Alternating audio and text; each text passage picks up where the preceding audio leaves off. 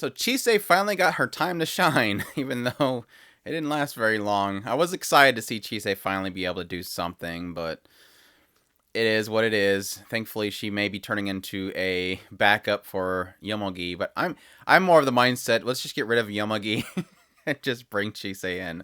That's my plan of thought there, but it is what it is. You got to have the main protagonist, male character, who just doesn't know what he wants to do. But yeah, I just finished the fourth episode of Dynazenon. Definitely getting into that point which I was talking about, my first impressions, that point in which they're going to start to really dig into the kaiju and do something really interesting with this world. And I knew it was there, I'm just waiting for it, and we're starting to get a little bit of a taste of that. But yeah, one of the members of the eugenicist group, Shizumu, decided to transfer into Yume and Yomogi's school, still wearing his very flashy outfit, which is funny. Nobody seems to take note of it, but yeah, it is what it is. But yeah, they had like a nice little conversation between the three of them about the kaiju and what they are. And this is an interesting perspective because the eugenicists point out the fact that Shizumu has the ability to hear the kaiju. So what better person to know what the kaiju are doing than somebody that can hear their voices?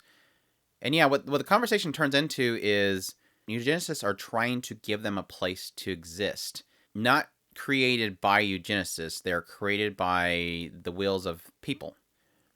And they expand on this a little bit later when he points out the fact that even though people feel they are free, they're always bound by something, and the kaiju exist in order to break that binding.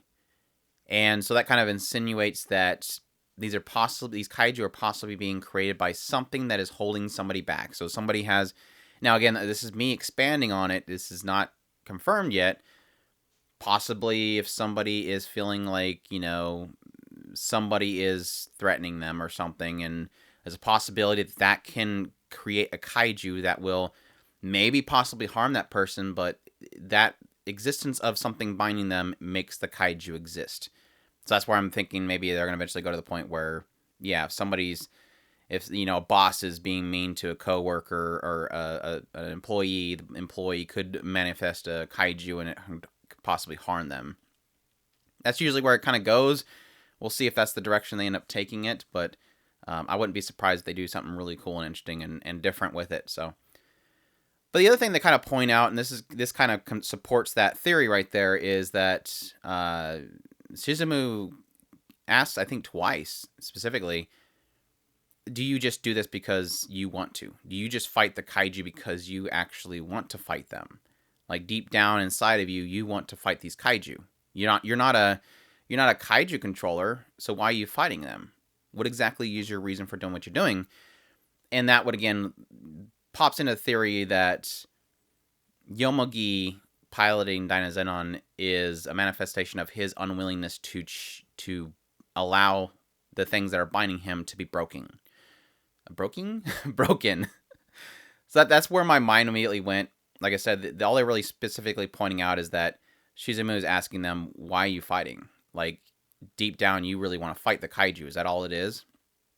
And so that kind of supports the theory that if this is a manifestation of something that breaks your binds, that possibly those that are inside of the Dynazenon don't want those binds to be broken. They want to be enslaved by it still. They don't want to be freed from whatever is holding them back. They're afraid of change possibly, but again, that's just me running wild with what they've presented. It's not just theories, but this is what I'm talking about. This is where it's really getting interesting. It's not just, here's big monsters, here's big mecha robot, they fight, save the world. It's going to be more than that. They're going to give some kind of significance to the kaiju. They're going to give some significance to Dynazenon.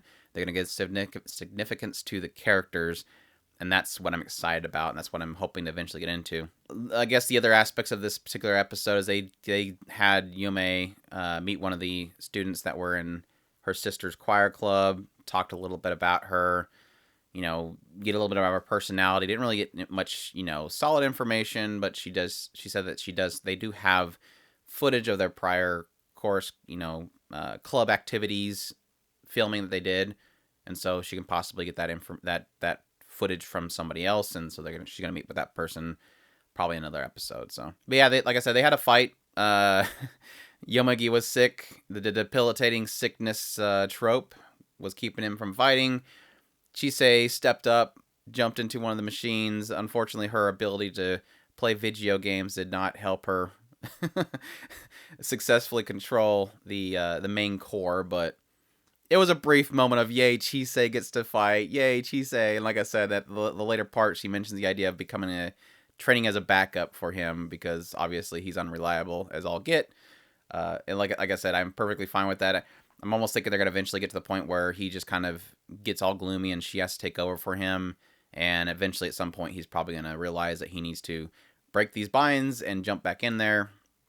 But yeah, it's again, I'm falling back to my aspect of I'm frustrated by Yomugi. I really don't know why he even exists there. He's been twiddling his thumbs long enough. I hope they do something with him. He's basically the weakest part of the show, and he's kind of holding it back from really kind of going somewhere. Now, granted, at the very end of this episode, he does express that he wants to know more about Yome, and that's a sign that he's actually moving. So that's great, but I still don't like him as a main character. I think he's really just slowing down the show itself, and it could do a lot more without him in the picture, but that's just my own personal thoughts. I did get a kick out of the fact that they seem to be doing an ongoing joke with Onija, who is the guy with the almost like mohawk, pompadour kind of thing going on with his hair. It seems like every single episode he's probably going to be nearly killed, and he's going to say that I thought that I died. I get a kick out of the fact that when they finished fighting the kaiju's been destroyed.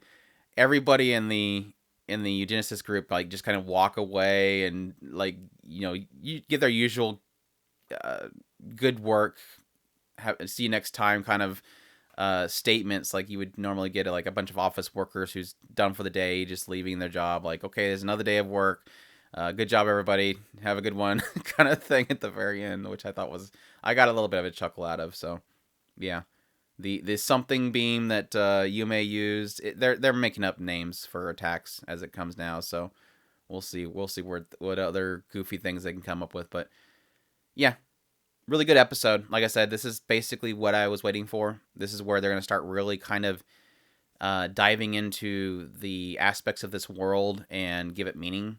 And that's what I enjoyed about Gridman. That's what I'm going to be excited for Dynazenon and them doing that same aspect of really kind of twisting the characters and twisting the world and kind of giving meaning to everything than just, mecha kaiju fighting that you would kind of expect from something like this. But yeah, super excited for more. Definitely enjoyed it. That's my impressions of the 4th episode of Dynazenon, a series that is on the spring 2021 season. Look forward to more. And as always, I thank you all for watching. I hope you guys enjoyed this video. If you did, please leave a comment, like, subscribe if you haven't already. And I thank you all for watching, and y'all take care.